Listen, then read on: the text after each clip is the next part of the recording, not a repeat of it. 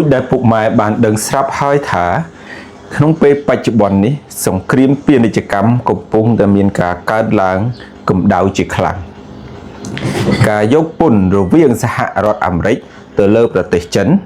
និងការយកពន្ធពីសហរដ្ឋអាមេរិកទៅកាន់ប្រទេសជាដៃគូដូចជាសហភាពអឺរ៉ុបឬជប៉ុននិងកូរ៉េខាងត្បូងជាដើម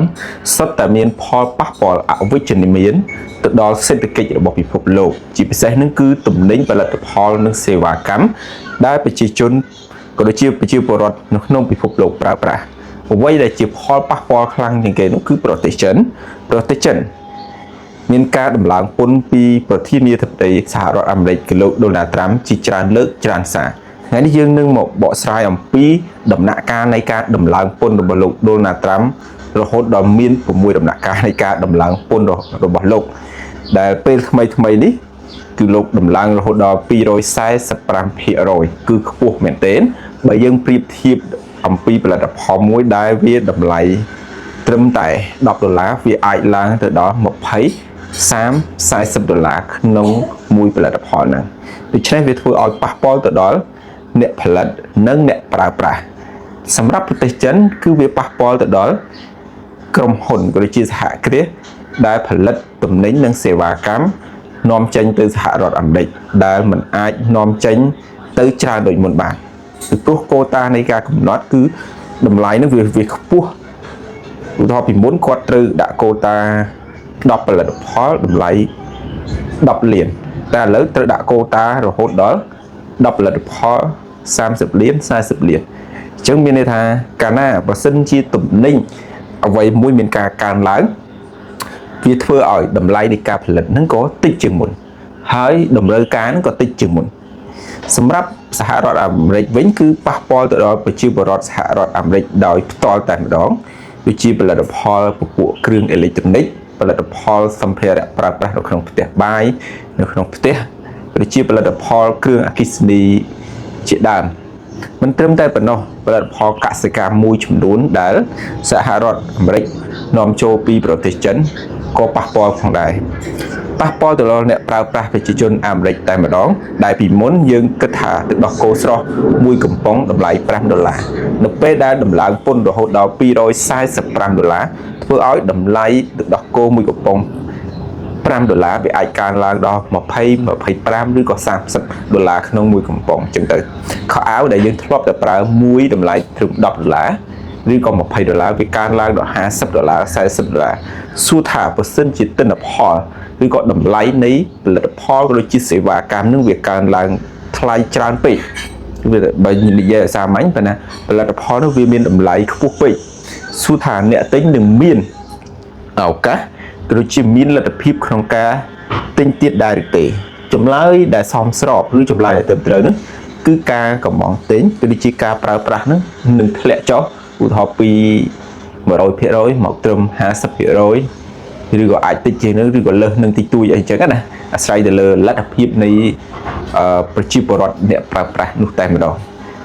ដូច្នោះបើសិនជាតម្លៃទំនិញនៅក្នុងសហរដ្ឋអាមេរិកកើនឡើងដោយសារតែការយកពន្ធដ៏ខ្ពស់ពីសំណាក់រដ្ឋបាលលោកដូណាល់ត្រាំនឹងធ្វើឲ្យប៉ះពាល់ដំបូងគេគឺអ្នកប្រើប្រាស់តែម្ដងគេថា end user អ្នកប្រើប្រាស់ចុងក្រោយនោះគឺប្រជាពលរដ្ឋអាមេរិក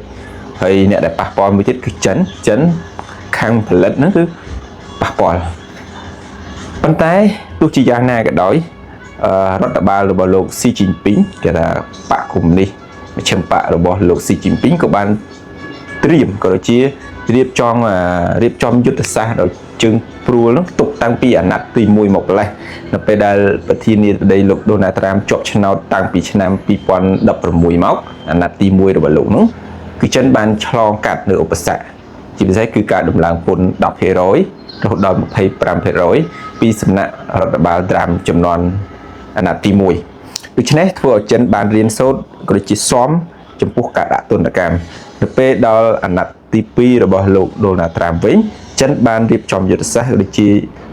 ជើងព្រួលនឹងបានច្រើនជាងមុនឆ្ងាយណាស់ធ្វើឲ្យចិននឹងមានលំនឹង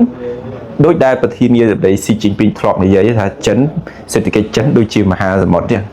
ជើងត្រូវខ្យល់ព្យុះត្រូវរលកបក់ឬក៏ត្រូវអ្វីមួយប៉ះហ្នឹងគឺគាត់នៅអង្គើទេប៉ុន្តែមហាសមុទ្រគឺនៅតែជាមហា សមុទ្រដូច្នេះចិនដែលធ្លាប់តែពឹងផ្អែកក្នុងការនាំចេញទៅសហរដ្ឋអាមេរិក20% នៃផលិតផលក្នុងស្រុករបស់ខ្លួនសរុបមានន័យថាផលិតផលដែលផលិតនៅក្នុងប្រទេសចិនក៏ដូចជាសេវាកម្មដែលបង្កើតនៅក្នុងប្រទេសចិនគឺនាំចេញទៅអាមេរិក20%ជាងគឺវាច្រើនសល់តែ80% ទេនាំទៅកាន់ពិភពលោកជាង20% ទៀតគឺនាំទៅសហរដ្ឋអាមេរិកដូច្នេះអាណត្តិទី2ហ្នឹងគឺអាណត្តិទី1ហ្នឹងគឺចិននាំផលិតផលទៅអាមេរិក20%តែដោយសារតែជួបនៅគេហៅថាបញ្ហាជាមួយដូណាល់ត្រាំកាលចំនួនអាណត្តិទី1ហ្នឹងចិនបានរៀបចំយុទ្ធសាស្ត្រច្រើនហើយដល់អាណត្តិថ្មី2025របស់ដូណាល់ត្រាំគឺចិនបានកាត់បន្ថយការនាំចេញទៅអាមេរិក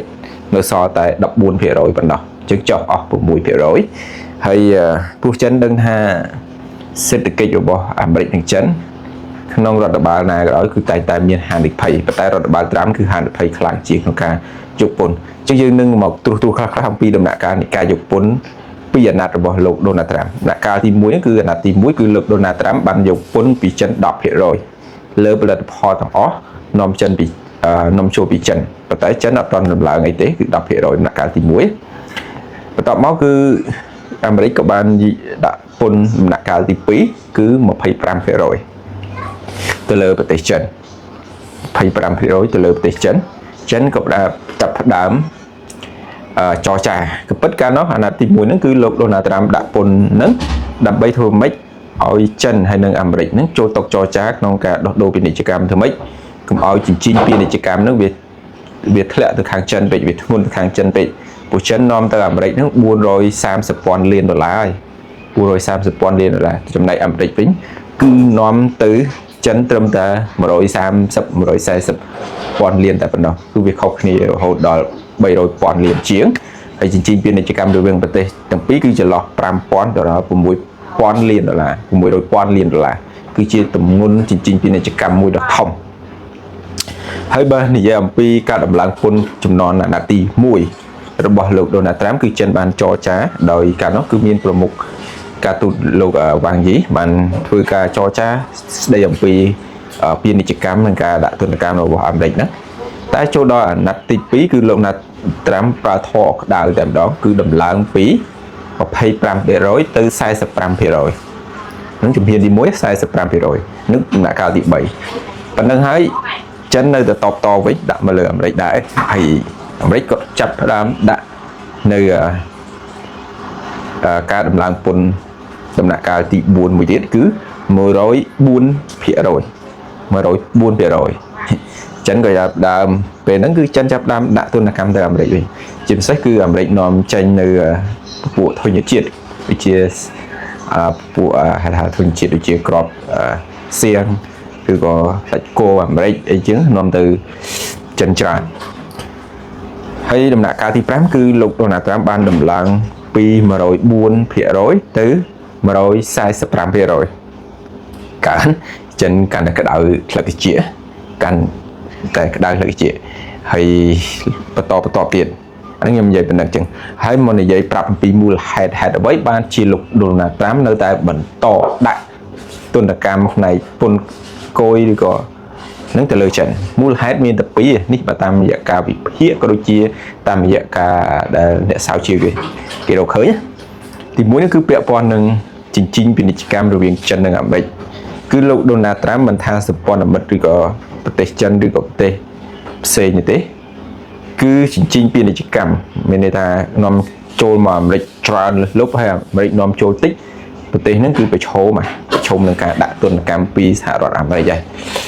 ទោះជាដាក់ក្នុងទម្រង់ប្រមាណភាគរយក៏ដោយគឺអាមេរិកនឹងធ្វើការដាក់ទណ្ឌកម្មជាមិនខានគឺយកដំឡើងយកពន្ធបន្ថែមដោយអាមេរិកប្រកាន់ពាក្យស្លោកមួយថា Make America Great Again ជាមានន័យថាយកពន្ធពីទំនិញដែលនាំចូលពីបរទេសហ្នឹងដើម្បីយកអាតម្លៃពន្ធហ្នឹងទៅបម្រើដល់វិស័យសាធារណៈរបស់សហរដ្ឋអាមេរិកដែលសហរដ្ឋអាមេរិកគឺមានអនុភាពថវិការហូតដល់រាប់ពាន់ត្រីលៀនវាច្រើនមែនទែនអញ្ចឹងដូច្នេះយុទ្ធសាស្ត្រនេះទើបធ្វើឲ្យលោកដូណាល់ត្រាំដំឡើងអញ្ចឹងចំណុចទី1ហ្នឹងគឺលោកដូណាល់ត្រាំដំឡើងពន្ធទៅលើប្រទេសចិនហ្នឹងគឺដោយកត្តាឃើញអនុភាពរវាងទាំងប្រទេសទាំងពីរហ្នឹង វាច្រើនពេកវាមិនខុសពីយើងលក់អីគេលក់កាបូបទៅឲ្យដៃគូយើងបាន100កាបូបតែស្រាប់តែយើងទិញពីដៃគូយើងវិញ10កាបូបយើងលក់ទៅឲ្យគេ100កាបូបហើយទិញពីគេតែ10កាបូបអញ្ចឹងអាអ្នកទិញពីយើង100កាបូបហ្នឹងគេមិនសុខចិត្តទេមានន័យថាគេទិញពីយើងច្រើនតែយើងទិញពីគេតិចប្រៀបធៀបលុយគឺយើងអស់$200គេអស់តែ20រៀល30រៀលអញ្ចឹងណាអញ្ចឹងវាធ្វើឲ្យចិញ្ចែងពាណិជ្ជកម្មរវាងសហរដ្ឋអាមេរិកនិងចិនហ្នឹងគឺវាអត់មានលំនឹងស្មើគ្នាវាអត់ justice and fair in economic អញ្ចឹងធ្វើឲ្យប្រធានាធិបតីត្រាំហ្នឹងក្តៅចំណុចទី2ដែលធ្វើឲ្យប្រធានាធិបតីដូណាល់ត្រាំដាក់ដំឡើងពន្ធរហូតដល់245%ដំណាក់កាលទី6នេះគឺដោយសារតែស្អប់ចិននិយាយភាសាសាមញ្ញគឺស្អប់ចិនប្រទេសផ្សេងដាក់ទណ្ឌកម្មក៏ដូចជាដាក់ពន្ធគយហ្នឹងត្រឹមតែ49ឬក៏50%ទេដូចជាកម្ពុជាវៀតណាមថៃអីវៀតណាមដូចជា46ថៃ36%អីចឹងណាសិង្ហបុរី 10% 20% ហ្នឹងជុំមានន័យថាចិនរហូតដល់245%គឺដោយសារខឹងចិនត្រង់ចំណុចណាគឺខឹងចិនត្រង់ចំណុចដំឡើងពន្ធដំណាក់កាលទី1 10%ទី2 25%ទី3 45%ទី4 104%ទី5 145%តែចិននៅតែមិនទុនចំហក៏មិនបើកឱកាសក្នុងការចរចាមានន័យថាអត់ទុនដាក់ដូចចំនួនអាណត្តិទី1មានន័យចិននៅតែផ្កើនឬចិននៅតែអាចជំនះខ្លួនឯងបានដូច្នេះលោកដូណាល់ត្រាំបន្តដាក់ដោយសារឃើញចិនផ្កើនចិនស្អប់ចិនអត់ចរចាជាមួយជាងដូណាល់ត្រាំនឹងដំឡើងពន្ធ245%ហើយពន្ធទាំងអស់ហ្នឹងគឺនឹងចូលធរមានណាហើយដូចជាទំនិញដែលរាប់ពាន់មុខដែលនាំទៅអាមេរិកក្នុងពេលថ្មីនេះគឺត្រូវជាប់គាំងនៅក្នុងកំពង់ផែក៏ដូចជានៅតំបន់ដឹកជញ្ជូននៅក្នុងប្រទេសចិនណាហើយប៉ះពាល់ដល់មនុស្សប្រហែលជា10លាននាក់ក្នុងការផ្នែកដឹកជញ្ជូនណាផ្នែកផលិតកម្មណាគឺដោយសារតែនាំចេញទៅកើតព្រោះផលិតផលវាឡើងថ្លៃវិញហើយអ្នកទិញគេមិនទិញវាឡើងថ្លៃរហូតដល់245%អញ្ចឹងដំណាក់កាលនៃការដំឡើងពន្ធរបស់ដូណាល់ត្រាំហ្នឹងគឺមាន6ដំណាក់កាលណាហើយអាចថាដំឡើងប៉ុន្មានទៀតអានេះយើងនឹងតស្ដាប់ទាំងអស់គ្នាទៀត